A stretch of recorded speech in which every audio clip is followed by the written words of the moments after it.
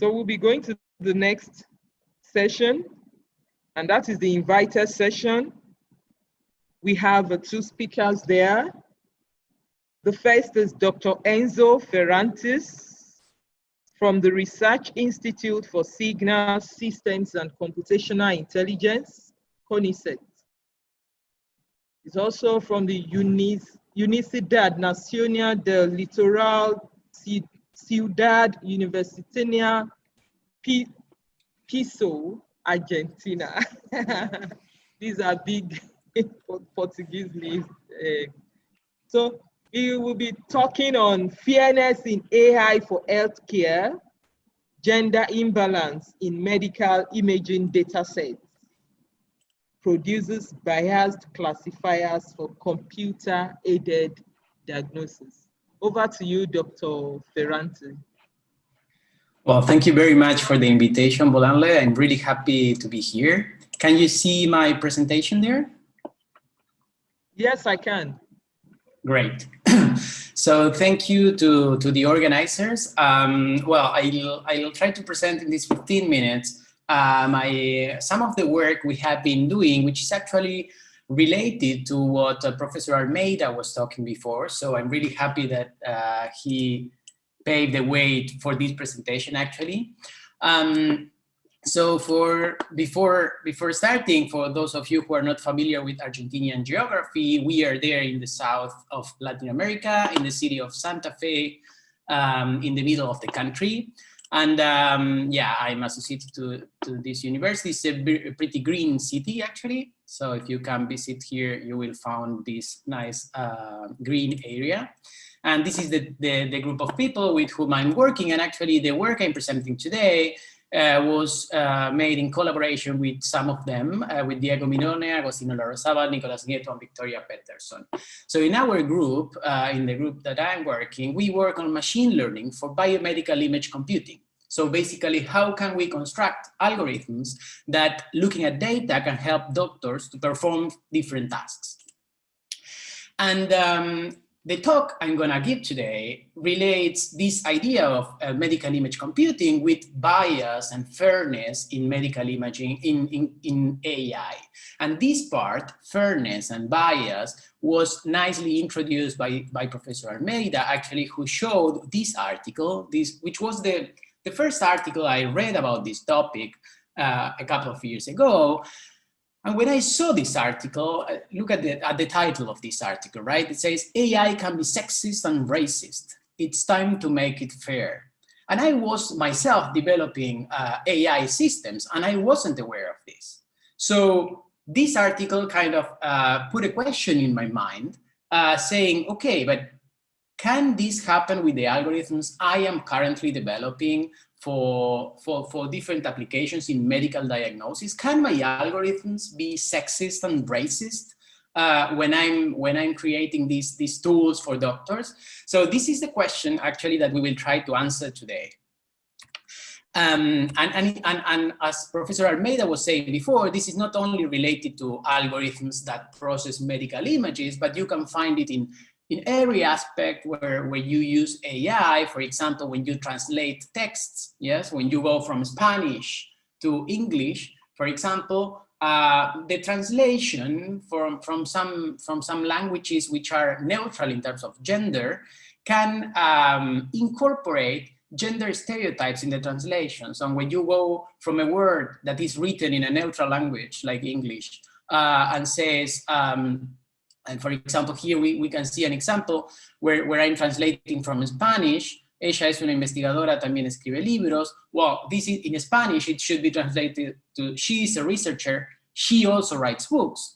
But here, when you put it in Google Translate, you find that it translates to he also writes books. Why? Because there is a stereotype telling you that only men write books. And this was incredible. This is a screenshot from my phone, actually, that I took. Nowadays, this was solved, and Google offers you different alternatives when you translate the text and allows you to choose both. But this was terrible. When I saw that, it impacted me a lot. And as Professor Almeida was saying, there are also examples with face recognition systems where you find that the best performance is always associated to white men. And why is it happening? Well, one of the reasons why this is happening is basically because the data sets that we are using to train our systems are biased. So they are constructed looking at a particular part of the world. If you look at ImageNet, for example, one of the biggest data sets used to train artificial intelligence model for image recognition, if you look at the proportion of data, the demographic distribution, you will see that most of it is coming from the North Hemisphere. And of course, this will represent a particular reality and not the reality of the South. And this is why, or at least one of the reasons why these articles are having these, these models are having this bias towards particular populations. So in this case, there was also another article that we read that was about not only demographic bias, but also like gender bias, right? And the example I was telling you before about the translation from English to Spanish, from Spanish to English. And this article presented by Londa Shivinher, professor from Stanford University, who was one of the pioneers on this field, call us to incorporate sex and gender analysis in all the experimental design that we do across all our disciplines. So we kind of took this article and say, okay, how can we incorporate this analysis in the problem of medical image classification?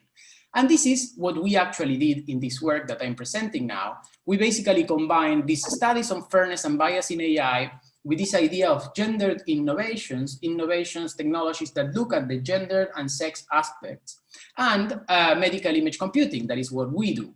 And we came out with this article that I'm going to present now that was finally published in PNAS and was also had a lot of interest in the press as well. And this is the question we try to answer. What is the impact of gender unbalanced data set in deep learning models for medical image classification? So what I'm asking here is, what happens if I take a deep learning model like a convolutional neural network and I train it using a data set that is unbalanced in terms of gender representation?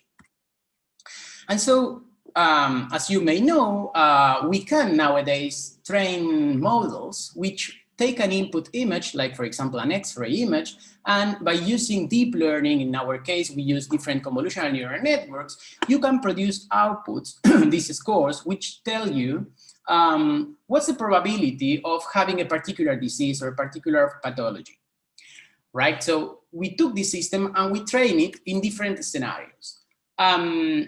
If you look at the literature in machine learning and unbalanced training data, unbalanced learning, and this kind of stuff, most of the things you will see in the literature are related to unbalance in terms of the target class. So not unbalance in terms of gender or whatever, but unbalance in terms of, okay, if I have to classify images in, I don't know, 10 pathologies, 10 different pathologies, what happened with the classifier if I train it using just a few images from one pathology or a few images from another pathology and a lot of images from a different one?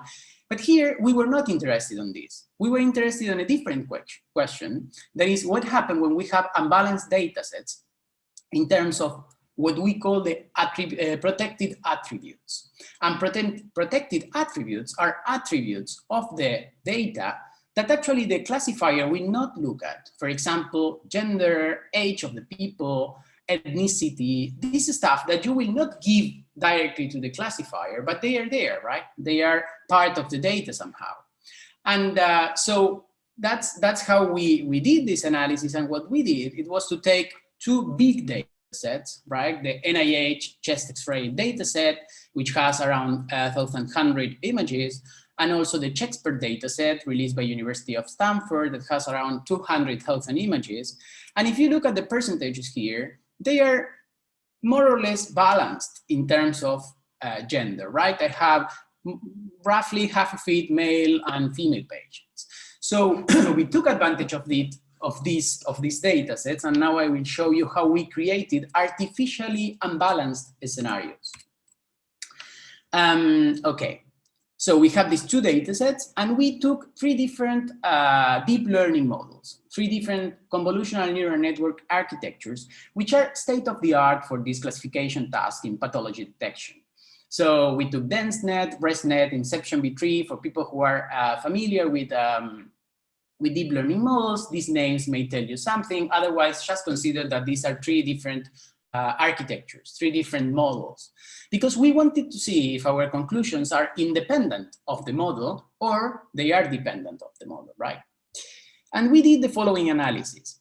So we analyzed one case that we call the full unbalanced scenario, where we took as training set only male or only female patients. And we tested separately on male and female patients.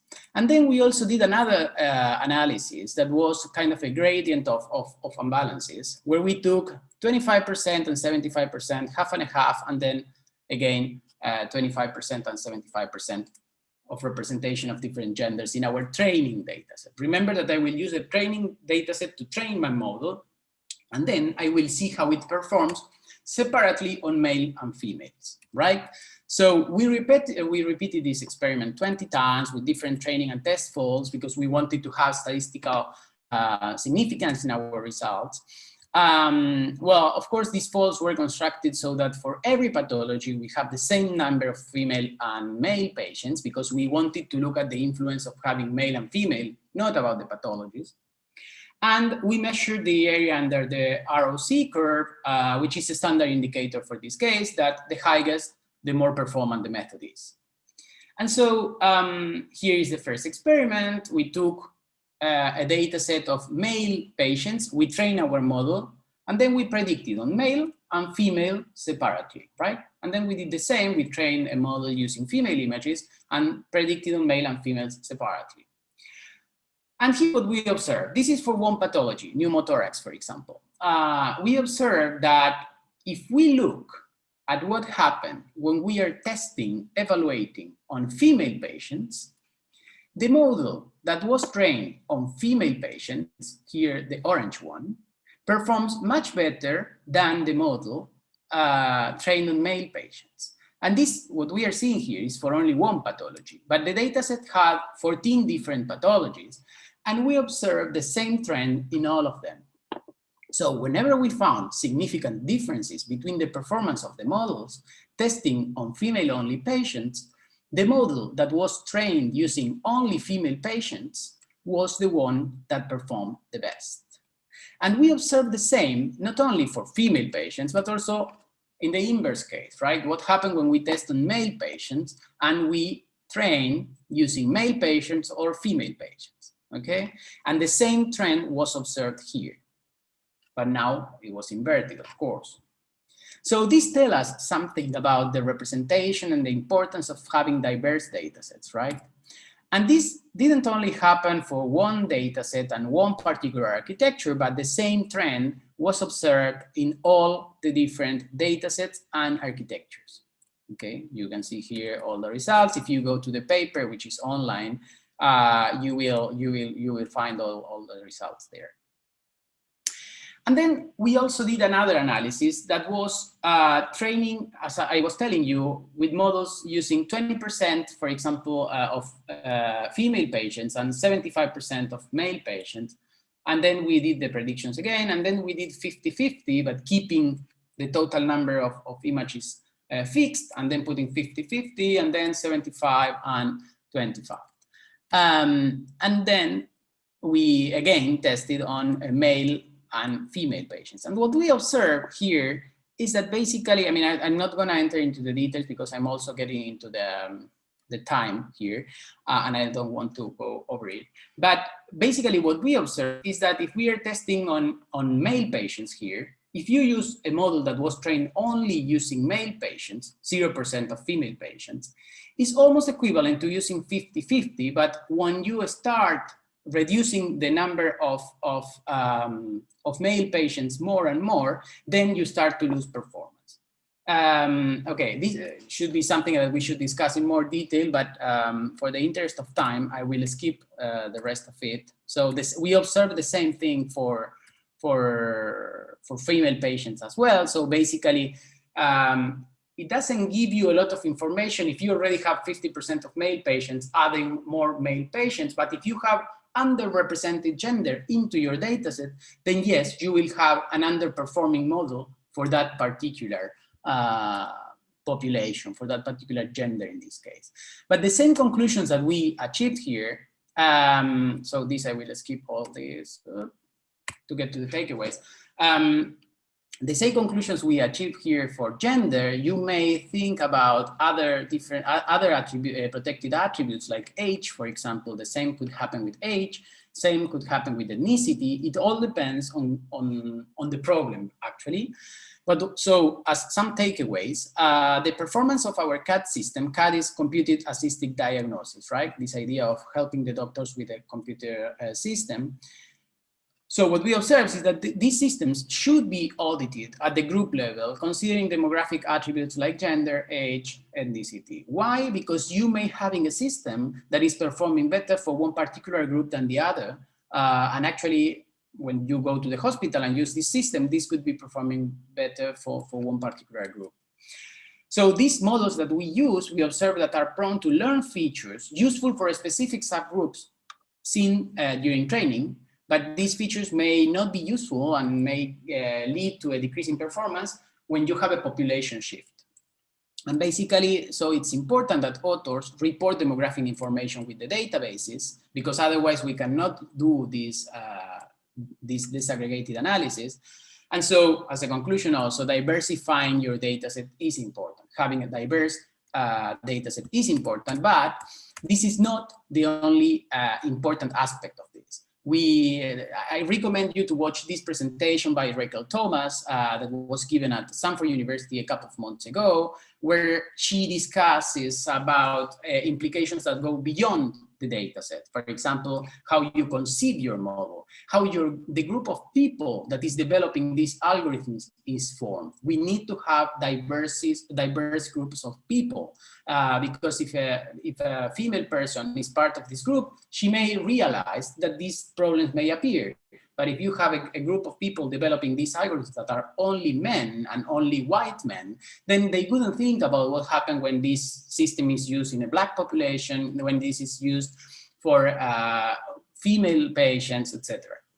And I close with this nice quote from Timnit Gebru, one researcher she does research about ethics and AI, and she says, a lot of time, people are talking about bias in the sense of equalizing performance across groups, but they are not thinking about the underlying foundation, whether a task should exist in the first place, who creates it, who will deploy it, on which population, who owns the data, and how it is used. I think all these questions are really important. If you want more resources about this topic, I recommend you the nice symposium, which is online on YouTube, that had place a couple of months ago at Stanford University. So muchas gracias, thank you very much, and I open for questions or whatever. Thanks.